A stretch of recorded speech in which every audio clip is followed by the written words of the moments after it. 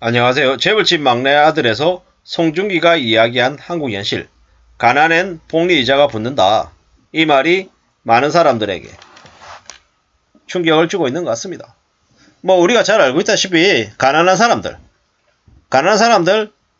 중에 그냥 돈이 없는 사람들이 아니라 빚지고 있는 사람들이 많이 어려워한다. 궁지에 몰린다. 보통 사람들보다 더 빨리 망한다라는 이야기를 합니다.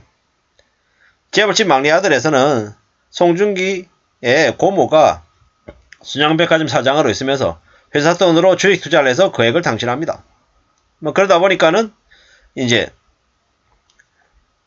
중소기업한테 줘야 될 돈을 안 주고 미루다 보니까는 중소기업 업체들은 힘들어하죠. 협력업체 직원들이 밀린 대금 달라고 시위도 하죠. 그렇게 얘기하죠. 저 사람들한테 두 달은 고모 두 달하고 다르다. 고모는 겨우 옷차림이나 바뀔 시간이지만 가난한 사람들에게는 두 달 동안 매일매일 끔찍한 속도로 가난해질 것이다. 가난엔 복리이자가 붙으니까요. 이렇게 얘기하죠. 돈이 없는 사람들, 벌어들인 소득이 적어서 치료를 미뤘다가 더 큰 병을 얻기도 하고 아이들 사교육시킬 돈도 없고 월세도 내야 하고 이러다 보면 가난에서 벗어나기가 힘들다라는 거죠. 그러다가 돈이 모자라서 대출 받게 되면 그때부터는 더 큰 가난에 빠질 가능성이 크다라고 합니다. 충격이죠. 우리가 가난한 사람들의 대출 금리는 보통 사람들보다 훨씬 더 금리가 높죠. 그리고 한두 번 연체하면 그 복리 이자가 더 빨리 올라가게 되고 요즘 같은 금리 상승기에는 더 위험해진다라는 거죠. 빚을 빚으로 돌려막는 덫에 빠지게 된다라는 겁니다. 이러한 일들을 우리는 주변에서 못 보고 살고 못 느끼는 것 같지만 많이 그렇게들 삽니다. 가려져 있고 드러나 있지 않기 때문에 다들 럭셔리하게 멋있게 사는 것처럼 보입니다. 고속도로에는 차들이 왜 이렇게 많나? 뉴스만 보면 인스타그램이나 카카오톡의 사진만 보면 전부 다 럭셔리하고 해외여행 다니고 비싼 호텔에서 우아하게 비싼 케이크 먹고 디저트 먹으면서 여유 부리면서 사는 것 같습니다. 다들 저렇게 행복하고 여유롭게 사는 것 같은데 나만 왜 이렇게 구질구질하게 한심하게 사나 이런 생각이 들 정도인 거죠. 근데 우리가 절대로 잊지 말아야 될 것은 겉으로 볼 때 흐름해 보이고 또 되게 없어 보이지만 실제로는 삶이 탄탄한 사람들도 분명히 있다라는 겁니다. 겉으로 과시하고 드러내고 무시당하지 않기 위해서 여러 가지 그 모습들을 치장을 하는데 실제로는 어떻다? 실제 현실은 되게 빡빡하고 어려울 수 있다라는 겁니다. 잘 생각하고 잘 궁리하면서 사는 게 좋겠다라는 말씀을 드립니다. 함부로 빚져서는 안 된다라는 말씀을 자꾸 드리는데요. 야, 요즘 세상에 빚 없는 사람이 어딨냐? 빚도 능력이야. 라고 얘기하는 놈들은 어떤 놈들이다? 사기꾼. 절대로 가까이에서는 안 되는 쓰레기 같은 인간들입니다. 야, 빚 내. 그리고 나한테 투자해봐. 내가 돈 그냥 한 1년에 한 20%씩 불려줄게. 이렇게 얘기하는 놈들 거의 다 사기꾼입니다. 그렇게 20%씩 불릴 능력이 되면 남들한테 돈 왜 받아요? 지가 만들지. 근데 그런 말도 안 되는 소리에 넘어가는 사람들이 생각보다 많더라는 겁니다. 정신 바짝 차리고 살아야 되고 삶을 바로잡을 궁리를 하지 않으면 안 된다라는 이야기를 드리고 싶습니다. 지금 현재 빚으로 무리하게 삶을 끌고 가는 사람들이 많습니다. 다중채무자, 세 곳 이상의 금융기관에서 돈을 빌린 사람들이 많죠. 근데 이들은 언제 어떻게 돼도 하나도 이상하지 않은 이들인 거죠.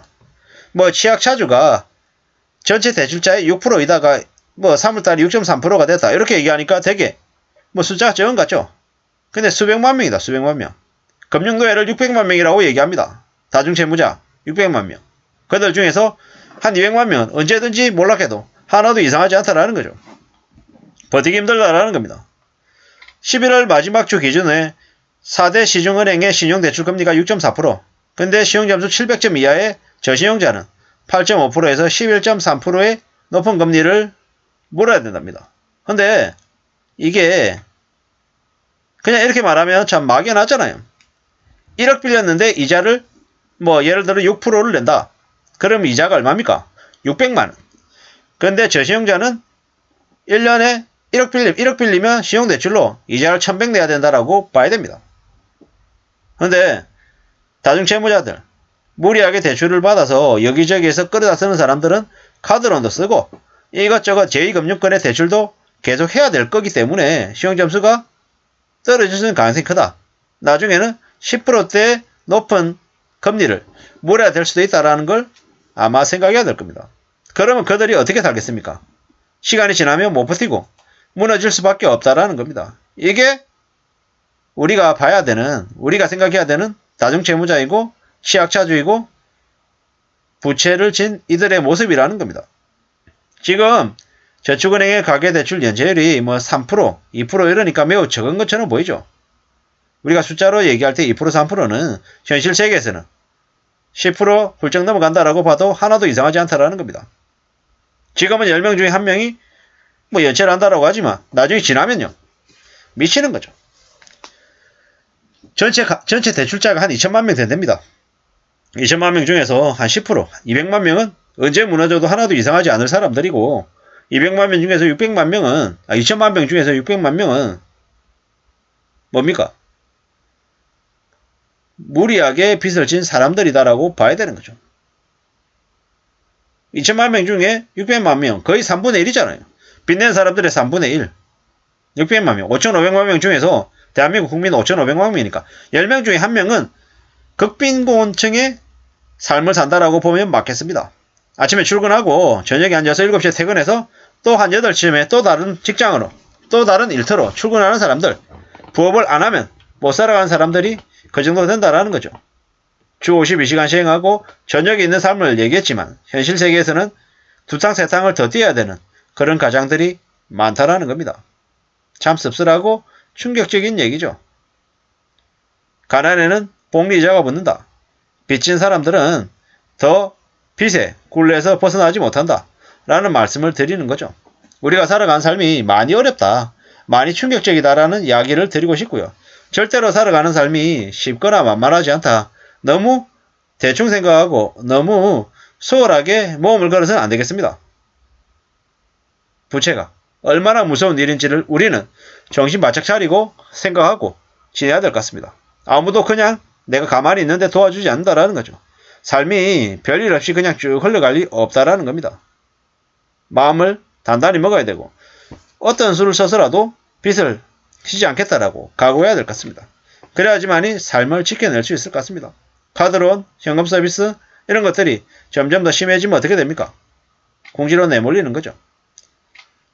지금의 정부가 어떤 식으로든 무리하게 빚진 사람들의 폭탄이 안 터지게끔 계속 뒤로 미루려고 할 겁니다. 하지만 언제까지 그럴 수 있겠냐? 언젠가는 터질 수밖에 없고 벼랑 끝에 몰린 그들이 삶을 가만히 그냥 유지시킬 수는 없을 것 같다라는 겁니다. 아무쪼록 우리는 삶을 더욱더 우려하고 두려워하면서 지내야 될 것 같습니다. 가난에 붙는 복리이자를 우리는 잘 생각해야 된다. 라는 말씀을 드리면서 마칠까 합니다. 감사합니다.